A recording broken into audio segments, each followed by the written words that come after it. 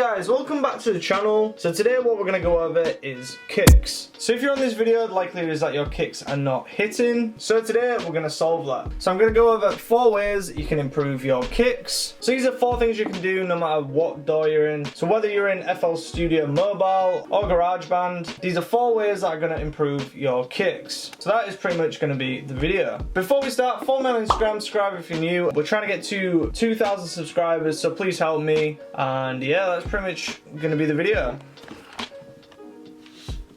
Right, so I've got a beat pulled up here and it sounds like this.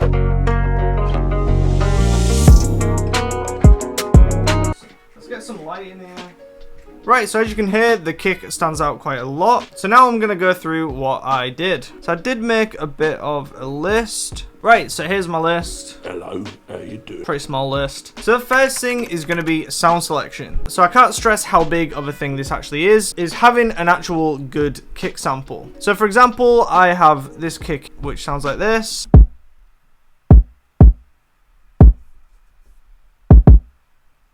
So that is a super punchy kick. By the way, I have this kick in my free drum kit. So if you are struggling to find good kick sounds, go get that. So just to show you how big of a thing this actually is. So we got this kick.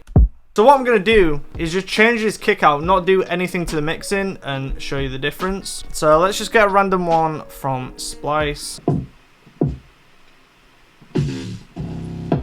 So say that one. I'm just going to throw that in.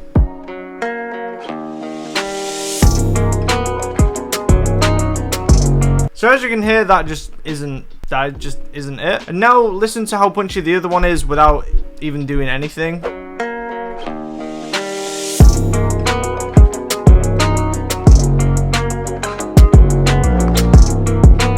So there's a huge difference, and all that is sound selection. So I just wanted to go over that one quickly because probably out of all these, it's probably the most important. So the second one is the volume, and this sort of ties in with mixing. So mixing sort of takes a while to get used to and really know what you're listening out for. But a tip for punchy kicks is just to level everything to the kick. So if I just open up this mixing tab, you'll see out of all the tracks, the kick is the loudest thing in the mix.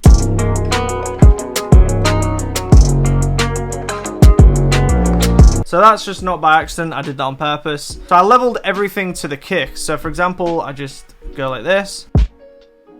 I just get the kick to a good spot. So in this case, I've got a limiter on it, so it's just sort of clipping. That's why it's sort of going into the red. And then from here, I bring the melody in. So I'd start from like down here.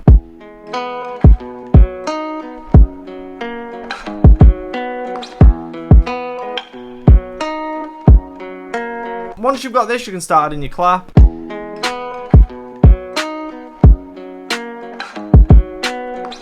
Hi-hats.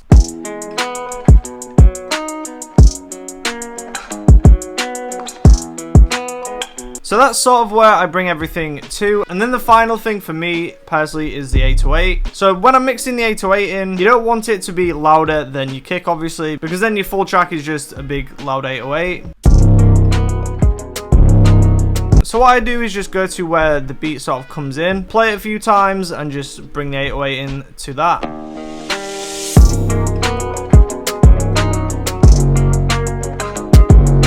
So like there. So that is literally mixing kicks in like 3 seconds. So that is how I mix basically 99% of my beats. Prioritizing the kick in the mix will make it more prominent. Just don't do this. So next thing, which personally I don't do a lot of, but is EQ. So if you have got a kick which is lacking a bit of that, EQ might be able to help that. So these are the places that you should be EQing. So if you have Logic, you have this analyzer. So if you just want to put that on. So as you can see, this one has a lot of low end, but if you want it to be more punchy in the mix, you can enhance it around here.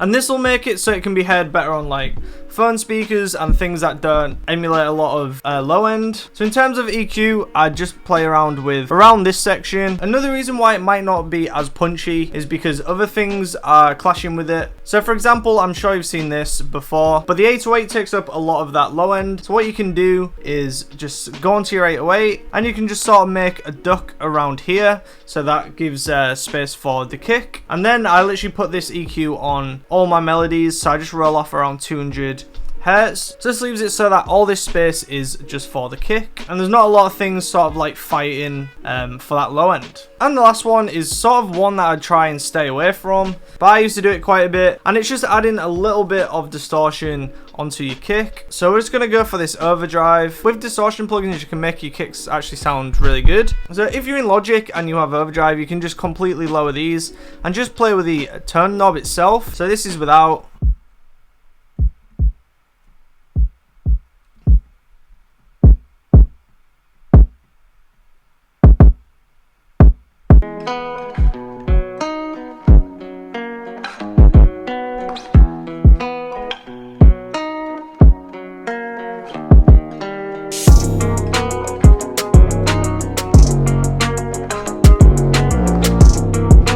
And yeah, that is pretty much 4 tips to improve your kicks. So I think that's pretty much all of them.